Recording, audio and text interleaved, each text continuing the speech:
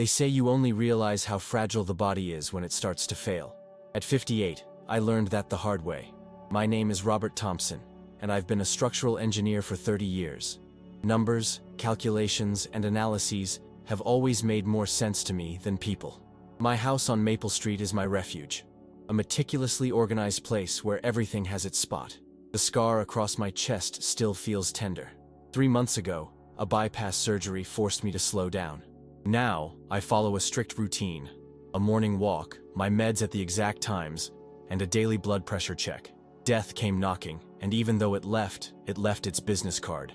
From my office window, I watch Nancy Peterson watering her flowers with that same perpetually sour expression. A widowed cop's wife, Nancy has taken it upon herself to act as the neighborhood watchdog. Cameras all over her garden, complaints about noise that isn't even there, and that annoying habit of photographing any suspicious car parked on the street. I steer clear of confrontations. My strategy has always been polite neutrality, a distant nod, and that's it. Subscribe to the channel and leave a like to get access to more stories like this. The pain started as a subtle tightness in my chest, too familiar to ignore. I tried to tell myself it was just anxiety, but when cold sweat started running down my back and my left arm went numb, I knew I needed help. With trembling fingers, I dialed 911. Medical emergency, 457 Maple Street, I managed to say, before I slipped onto the kitchen floor. The ambulance arrived in 8 minutes. I counted every second. 2 paramedics rushed in, a tall man and a short-haired woman. They worked efficiently, hooking me up to monitors and checking my vital signs. "We need to take you now, Mr. Thompson. Your heartbeat is irregular." That's when the noise began. High-pitched shouts invaded the house even though the doors were closed. "This vehicle is blocking my entrance. You can't park here." Through the ambulance window, I caught sight of Nancy, dressed in a purple robe and slippers, waving her arms furiously at the paramedics. While they tried to explain the emergency, she grabbed something from her purse, a set of keys. Before anyone could react, Nancy scratched the side of the ambulance, leaving a deep line in the white paint. "Ma'am, that's public property vandalism," the paramedic warned, recording her on his cell phone. "And it's delaying an emergency response. I'm tired of you all thinking the rules don't apply to you guys. Move that now, or I'll call the police." Even as I lay on the stretcher, I noticed something odd in her look. Not just anger. There was fear there. I went back home 3 days later. Although the doctors confirmed it wasn't another heart attack but a temporary arrhythmia, the incident with Nancy stuck with me. The paramedic had sent a video of her vandalizing the ambulance, suggesting I file a complaint. "If you want more evidence, check your security cameras," he had advised. I had installed a surveillance system after surgery, a precaution in case anything happened while I was alone. However, when I reviewed the recordings from that morning, there was only static between 9:43 and 10:27, exactly during the incident. Curious, I called the security company. "Mr. Thompson, according to our records, the system was remotely deactivated during that period." "Deactivated? By whom?" "We're not sure. It seems like someone hacked your system. The signal was rerouted to another server just before being cut off." A chill ran down my spine. Who would care enough to disable an elderly man's cameras while he was recovering? I went to the police station with the paramedics' video, but the reception was lukewarm. "This is just a neighborhood dispute, Mr. Thompson," the officer said indifferently. "Nancy Peterson is the widow of a respected cop. I'm sure you can work this out civilly." I left with more questions than answers. Nancy's behavior was absurd, yes, but the meddling with the cameras suggested something bigger. Someone was watching. Someone with technical know-how and an interest in what was happening on Maple Street. I couldn't sleep properly. The thought that someone had tampered with my system kept me up. The next morning I called Michael Harris, an old friend now working in private security. He agreed to come by and check my equipment. "This is sophisticated, Robert," Michael concluded after a 2-hour inspection. "Someone set up a reroute. Your recordings were being sent to another server before they were deleted. Can you track it?" "Partially. They used an IP address from a local cafe, but it was probably just a transit point. Whoever did this knows what they're doing." Michael installed a new independent hidden system. "This one won't show up on any network scans. If someone tries to access it again, we'll know." While we worked, I noticed Nancy peeking through her window, discreetly snapping photos. Her behavior had always been invasive, but now it seemed calculated. "Michael, do you know of anyone who might be watching this neighborhood?" "There are several possibilities. Identity theft, pre-heist surveillance." He paused. "Or some kind of real estate racket. The neighborhood's been rapidly appreciating in value." After Michael left, I started digging. 3 houses in the neighborhood had been sold in recent months, all below market value. Coincidence? Maybe not. I decided to confront Nancy directly. It's not really my style, but the situation demanded action. I walked over to her house the next morning, noting the cameras that pointed in every direction. She answered with that familiar look of irritation. "What do you want, Thompson?" "To talk about the ambulance incident. I already told the police. That vehicle was blocking my door." "You know, Nancy, I found it interesting that my security cameras failed exactly during that period." I watched her closely. Someone disabled them remotely. A nearly imperceptible tremor flickered across her face before it was replaced by indignation. "Are you accusing me of something?" "I'm not accusing anyone. I just think it's curious. Listen carefully." She lowered her voice, glancing around quickly. "You shouldn't be digging into this. Some things are better left alone." "Is that a threat?" "Consider it advice." From one neighbor to another. Her eyes, usually hard, showed something I'd never seen before: vulnerability. As I turned to leave, I noticed a crumpled letter partially visible on the entryway table. The header displayed the name Clark Properties, with an elegant logo. Nancy quickly shut the door, but the image was burned into my mind. On my way back, I realized that Nancy, always so controlling, might actually be under someone's thumb. And for the first time, I saw past the unbearable neighbor facade. I saw someone as trapped as I was starting to feel. That night, I couldn't sleep. Nancy's words echoed in my head along with the image of that letter from Clark Properties. Around 2 in the morning, I got up to get some water and noticed movement in the neighbor's backyard. Instinctively, I turned off the lights and watched from the window. Nancy was standing near the back fence, illuminated only by the faint light from the porch. She wasn't alone. A tall man in a dark overcoat was gesturing as he spoke, his face partly hidden by the shadow of a hat. His body language made it clear. He wasn't there for a friendly chat. Nancy kept her arms folded defensively, shaking her head repeatedly. As the man took a step forward, she backed away. This wasn't the Nancy I knew. Dominant, meddlesome, always on the offensive. This Nancy seemed diminished, almost fragile. The stranger pointed at my house. My heart pounded. They were talking about me. I discreetly activated an app on my cell phone, linking it to the new security system Michael had installed. The hidden camera on the eave captured the moment the man handed an envelope to Nancy. She hesitated before taking it, and he practically forced it into her hands. Before leaving, he grabbed her arm tightly enough to make her flinch, a clear display of power. I stayed awake the rest of the night, reviewing and re-reviewing what I had seen. The Nancy who vandalized the ambulance was an angry woman, but in control. The Nancy from that night looked like a prisoner in her own home. The next morning, reviewing the clearer recordings, I managed to catch a fragment of their conversation. "I don't care what you have to do. Thompson is causing problems. Fix it or..." The rest was lost, but the message was clear enough. I had become a target. For the next 2 days, I kept a closer eye on Nancy. She kept checking over her shoulders as if expecting someone to be watching. Twice she received phone calls that visibly upset her. On the second occasion, I saw her cry after hanging up, something I never imagined. On the third day, something unexpected happened. While I was watering the plants on my porch, Nancy approached with a regular mail envelope. "They delivered this to my house by mistake," she said, not meeting my eyes. Her voice trembled slightly. When I reached out to take the envelope, she held it a moment longer, as if battling with herself. Our eyes met, and, in that moment, I saw beyond the mask of an insufferable neighbor. I saw genuine fear. "Are you okay, Nancy?" I asked quietly. She quickly glanced both ways before answering. "Be careful about who you trust, Thompson. Not everything here is as it seems." Before I could reply, she had already turned and hurried back to her house. The envelope contained no mail, just a piece of paper with a handwritten message. "Meet me at Riverside Park, bench 17, tomorrow at 10 a.m. Come alone. Don't bring your phone." Riverside Park was a 20-minute drive away, far enough from our neighborhood to guarantee some discretion.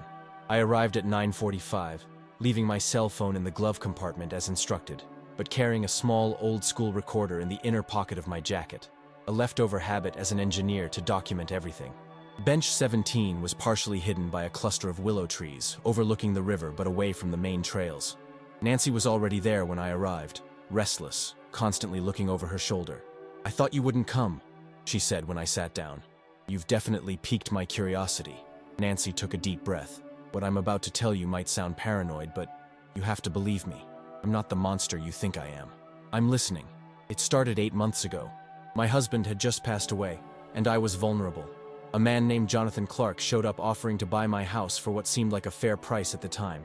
I refused. 2 weeks later, the incidents started. What kind of incidents? Small things at first. Misplaced mail, a mysterious leak in the roof. Then it escalated. My brakes failed on the highway. A coincidence, according to the police. She let out a bitter laugh.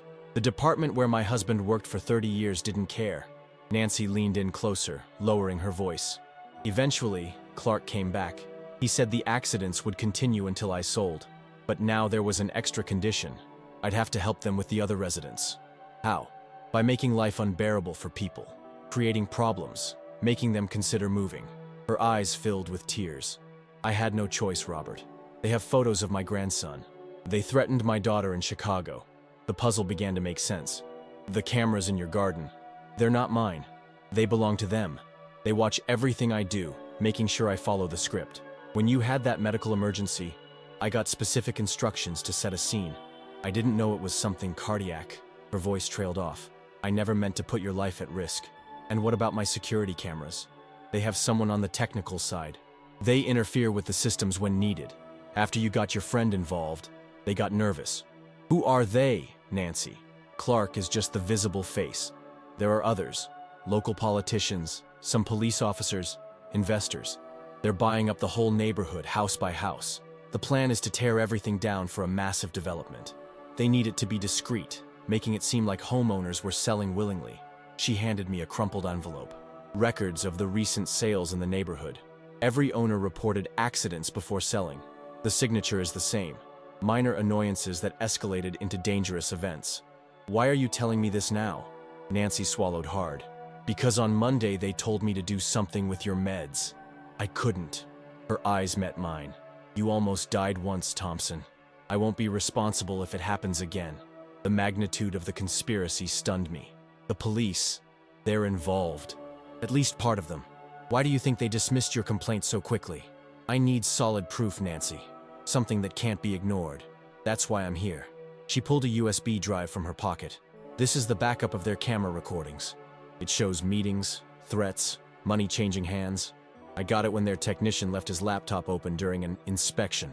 Keeping that is dangerous. More dangerous is continuing to be their puppet. She glanced at the river, her expression hardening. My husband was a good cop. What I'm doing... She shook her head.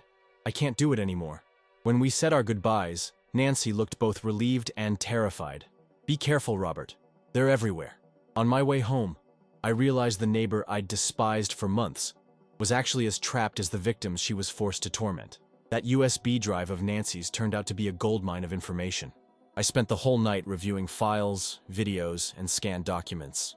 The footage showed meetings in a fancy office where a sharply dressed man, I assume Jonathan Clark, was discussing strategies with a mixed group of people.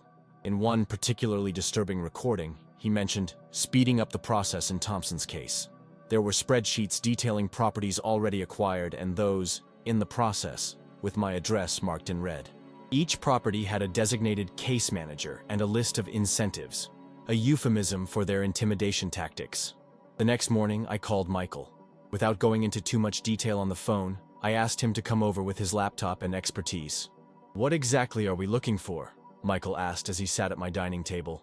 I want to know everything about Jonathan Clark and his companies, especially Clark Properties. Michael worked for hours, digging through public databases and some not-so-accessible sources. Clark isn't just a developer, Robert. He's an entire conglomerate operating through dozens of shell companies. Ridge Development, Eastside Holdings, Quantum Properties. They're all Clark under different names. Why so many companies? To hide the concentration of properties. If one company bought everything, it would raise suspicions. It seems like different investors are interested in the neighborhood, when in reality it's all Clark. Michael kept digging. Here's something interesting. Clark made huge donations to the mayor's and councilmen's campaigns last year. And look at this. The city council recently approved a revitalization of the area that includes your neighborhood. They're reclassifying the zone for high-density commercial and residential use. So it's not just about buying houses. It's about completely changing the neighborhood. Exactly. These properties will be worth 10 times more once the reclassification is done. Clark is buying for pennies now before the owners realize what's going on. Something still didn't add up. Why all the secrecy and intimidation? Why not just offer a fair price? Michael gave a sad smile. Because fair would end up costing a lot more. And also, he turned his laptop toward me to show a newspaper article from Phoenix, Arizona. Jonathan Clark has a history. 3 years ago, he was investigated for similar tactics in a historic neighborhood. The charges were mysteriously dropped, but the pattern is identical. We spent the rest of the day connecting the dots. The pattern was clear. Identify neighborhoods before any public announcement of revitalization. Buy properties through intimidation. Then rake in millions from the resulting reclassification. We need more, I said. Something the media can't ignore, even with Clark's political connections. Michael thought for a moment. Clark guards his financial records tightly. But what about the city records? The zoning approvals, the environmental impact assessments, those are supposed to be public. How do we access those? I have a friend at the urban planning department. She's always been suspicious of these rushed projects. After 3 days and many phone calls, we had our holy grail, a falsified environmental impact study. The original document, which Michael's friend confidentially provided, indicated that Clark's project would require draining a protected wetland. The officially submitted document, however, completely omitted that information. This is a federal crime, Michael explained, falsifying environmental data to get regulatory approval. Plus, we found evidence that Clark's company had hired ex-cops to handle their acquisitions department. Nancy's file confirmed that these men were responsible for the intimidation and the accidents. Yet something bothered me. The latest recordings showed Nancy visibly upset, arguing heatedly with one of Clark's associates. The audio was poor, but I caught these fragments. I'm not going to do this. A line I'm not crossing. That's enough already. The man's tone turned dark. You don't have a choice, Nancy. No one does when they get involved in this. A shiver ran down my spine. Nancy had given me the USB 3 days ago, and I hadn't seen her since. I tried to push the thought away, but it buzzed in my mind. What if she was in danger for helping me? Michael, we have to act now. We need to take all this to the state police and the media at the same time. I don't trust the local authorities. Michael nodded. I've got a contact at the state TV station who's going to love this, and a college friend at the state prosecutor's office. We can bring them in first thing tomorrow. Before Michael left, I made backup copies of all the files. Be careful, I warned. We're messing with dangerous people. That night, I watched Nancy's house. All the lights were off, and her car was in the garage. I sent a quick message. Are you okay? There was no reply. I couldn't shake the unease. Around 3 in the morning, I made a decision. Wearing a dark coat, I snuck through our backyards. Nancy's back door was unlocked, something she would never normally allow. Nancy, I called softly as I stepped into the dark kitchen. Silence. The house felt eerily empty. In the living room, drawers were open, papers scattered about. Signs of a hasty departure, or worse. On the kitchen counter, I found a hastily scribbled note. I told you to drop it. Now I have no choice. Subscribe to the channel and leave a like to get access to more stories like this. Nancy's note trembled in my hands. The handwriting, usually meticulous, was erratic, as if written under extreme stress. It wasn't a threat to me, I realized with growing horror, but a desperate warning. Nancy was missing, likely against her will. I returned home shaken, checking every shadow. What started as an incident with a troublesome neighbor had turned into something far darker. People were disappearing. Lives were at risk. I couldn't wait until dawn. I called Michael immediately. Nancy's gone. Her house looks ransacked. Did you go inside her house? Michael's voice was filled with genuine concern. Robert, this is way too dangerous. We need to call the authorities now. Authorities? The same ones who are in Clark's pocket? I exhaled, trying to steady my nerves. Sorry, I'm rattled. You're right. We need to be strategic. We agreed to meet Michael's contact at the state prosecutor's office at 8 in the morning. I also decided to contact the paramedic who had documented Nancy's behavior during my emergency. He'd be an independent witness, someone outside of this corrupt web. While I waited for dawn, I organized all the evidence. Nancy's USB drive, now copied in multiple locations, the falsified city documents, the camera recordings showing the intimidation, my own recording of Nancy's confession in the park. Every piece strengthened our case. At 6 in the morning, as I was having my coffee, I noticed an unfamiliar black car parked across the street. 2 men in suits were watching my house, making no effort to hide their presence. A clear intimidation tactic, but also a mistake on their part. They were showing their cards. My phone rang. Unknown number. Mr. Thompson. The voice was smooth, polite. This is Jonathan Clark. I believe we have some things to discuss. I kept my cool, even as my heart pounded. Where is Nancy Peterson? A brief pause. Ms. Peterson decided to take an impromptu vacation. Stress. You know how it is. By the way, her house sure is a sight, especially at night when the kitchen lights are on. The veiled threat was obvious. They had been watching me, most likely for weeks. What do you want, Clark? Civility. A mutual understanding. A deal that benefits everyone. I'm willing to offer you a generous price for your property. Say, 50% above its current value. More than fair, considering the circumstances. The circumstances where you intimidate people out of their homes? Where you falsify federal documents? I could hear his breath catch slightly, and I hit a nerve. Serious allegations, Mr. Thompson, and all easily denied. Do you have any idea how many lawyers I have at my disposal? How much time and money it would take to prove anything against me? His tone hardened. I also know you had another arrhythmia recently. The heart is such a fragile thing, isn't it? Stress can be fatal for someone in your condition. Are you threatening me? I'm expressing genuine concern for your health. A calculated pause followed. I have a meeting in my office at 10. If you choose to be reasonable, my driver can pick you up. Otherwise, he left the sentence hanging. Think of everyone's best interests, Mr. Thompson, including Ms. Peterson's. The call ended. I immediately sent a coded message to Michael. Advance the meeting. Now, bring reinforcements. The men in the black car continued watching. I made a calculated decision. I stepped out my front door with a cup of coffee, waving directly at them. Surprised by my boldness, they exchanged confused glances. Good morning, gentlemen, I called cheerfully. Coffee? Looks like you've been here for hours. They remained impassive, but I got what I needed. Their photos, discreetly captured by the hidden camera I'd installed in the porch light. Back inside, I called the paramedic, Ryan Kozlowski, summarizing the situation. That lady got on my nerves that day, he remarked. But I'd never wish this on her. I'm in. What do you need from me? Your testimony, your video of the incident, and maybe your ambulance. My ambulance? We're going to need a distraction. At 8:37, State Prosecutor Sandra Whitaker and 2 federal investigators arrived discreetly through the back of my cooperative neighbor's house. Michael accompanied them along with a reporter from a national TV network. We have enough for a federal warrant, Whitaker confirmed after reviewing the evidence. The falsification of environmental documents falls under federal jurisdiction, which lets us bypass the locally compromised authorities. While the investigators made their calls, I explained the plan. Clark wants me at his office at 10. He thinks I'm the only threat, that I'm alone. That's too risky, Whitaker warned. Those men are dangerous. That's why we need the distraction, and we need to find Nancy. The plan came together quickly. Ryan would park the ambulance in front of my house, creating the impression of another medical emergency. The men in the black car would surely report it to Clark, suggesting I'd be out of commission for now.